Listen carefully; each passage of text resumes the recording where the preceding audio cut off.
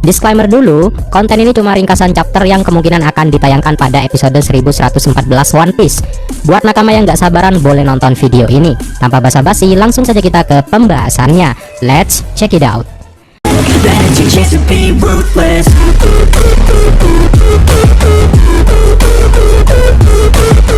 Di kapal, dia tertawa dan bersiap berikan pukulan terkuatnya. Para bajak laut cengang. Garp berkata, "Hai bajak laut brengsek, apa kalian sadar siapa yang kalian culik? Koby adalah masa depan Marine. Bukan cuma itu, dia adalah murid kesayanganku." Galaxy Impact.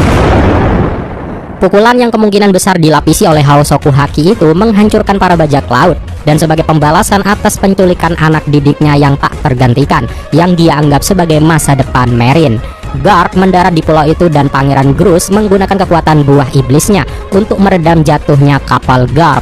Para bajak laut itu mengumpat pada Garp karena pukulan hakinya memang benar-benar menyakitkan. Garp memberitahu para bajak laut untuk jangan bergerak jika tidak ingin korban bertambah banyak. Dia berkomentar bahwa dia merasa telah kehilangan sentuhannya. Garp menganggap kekuatannya sudah jauh menurun, yang membuat bajak laut lain tidak percaya setelah semua kerusakan yang dia sebabkan. Dia melihat Koby dan Hibari berlari ke arahnya saat Helmeppo menangis karena kegembiraan bahwa Koby ternyata baik-baik saja. Namun Hibari tiba-tiba membeku. Koby dan Kujaku kaget sambil memanggil nama Hibari. Garp hanya memperhatikan. Sesosok cowok Sigma muncul dan Garp berkata, "Kuzan, apa yang kau lakukan? Kembalikan Hibari seperti semula." Para bajak laut terlihat senang karena Kuzan datang membantu. Kuzan juga terlihat marah kepada Koby. Dia berkata, "Kau ini sungguh merepotkan, Koby. Jangan malah kabur saat si Ompong gak ada di sini dong." Flashback pun dimulai. Kira-kira setahun setelah pertarungan Kuzan dengan Sakazuki untuk posisi Fleet Admiral di Pang Hazard, bajak laut Kurohige berpapasan dengan Kuzan yang minum di sebuah bar di sebuah pulau di dunia baru. Awalnya Kurohige marah pada Kuzan karena terjadi sesuatu pada krunya. Teach melihat para krunya dibekukan oleh seseorang dan ia menemukan Kuzan dalam sebuah bar. Teach bertanya, "Hanya ada satu orang yang bisa melakukannya, bukankah begitu, Aokiji?" "Para rekanku membeku, cepat kembalikan mereka seperti semula." Terlihat Sanjuan Wolf dalam mode raksasa dibekukan oleh kekuatan Kuzan. Kuzan masih bisa bercanda dan menjawab, "Dasar berisik. Ngomong-ngomong jangan gunakan kekuatan gura-guramu, nanti teman-temanmu bisa mati karena pecah." Kuzan mengatakan kru Kurohige yang awalnya mencari masalah dengannya. "Sumpah, emang tolol kru si Ompong ini, cari gara-gara sama mantan admiral." Kuzan juga mengatakan dia juga dalam kondisi bad mood pasca kekalahannya dengan Akainu. Jadi oleh karena itu dia sampai membekukan para kru Kurohige. Namun akhirnya mantan Laksamana itu berhasil mencairkan semua orang dan dia minum bersama kru Kurohige sambil menceritakan tentang pertarungannya melawan Akainu. Jadi Akainu pernah berkata dalam pertarungannya melawan Kuzan. Akainu ngomong, "Tak kusangka rekan sejawat seperti kita harus saling bunuh. Tubuhku penuh perasaan yang membara." Kuzan lalu menjawab, "Ya iyalah, kau itu kan manusia magma." Lantas para kru Kurohige tertawa mendengar cerita itu. Kuzan juga memamerkan kehilangan kaki kirinya yang harus dia ganti dengan es dengan kekuatan Hie Nomi. Lalu kru Kurohige bertanya, "Lalu apa yang kau lakukan pada Akainu? Apakah kau berhasil mengambil lengannya?" Kuzan menjawab, "Tidak, tapi seharusnya dia juga terluka di sekujur tubuhnya." For your information, luka karena es atau ice burn juga sangat menyakitkan, sama halnya terkena luka api.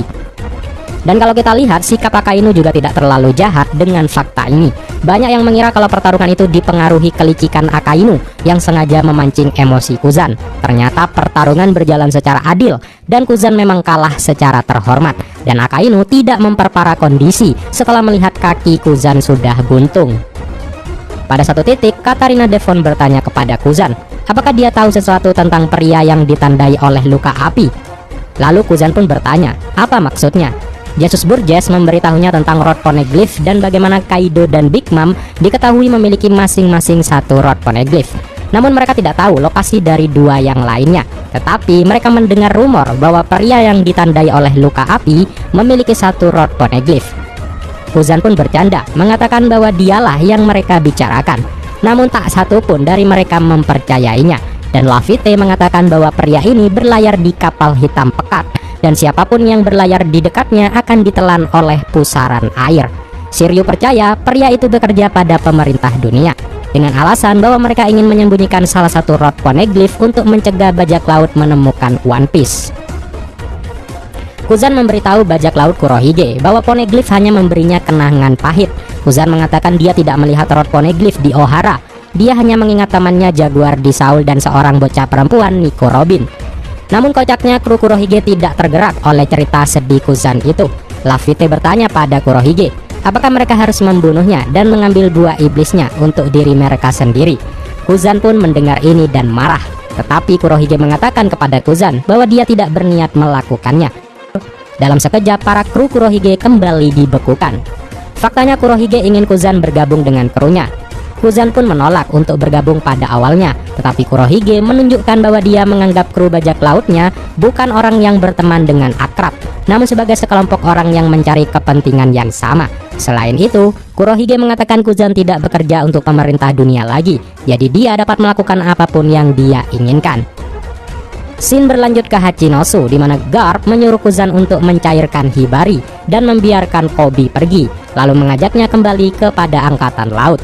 Kuzan tidak bisa melakukan itu, tetapi Kuzan menghargai cara hidup Garp.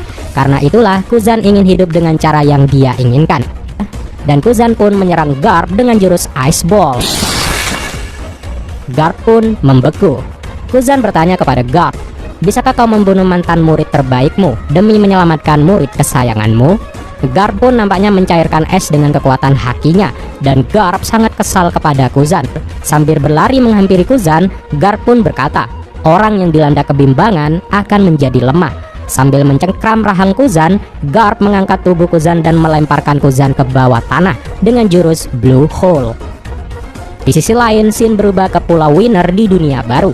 Akan ada hasil pertarungan antara Kurohige melawan Law. Siapakah yang berhasil memenangkan pertarungan itu?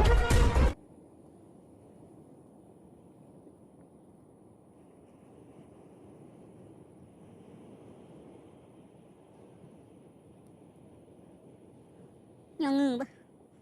Ngưng.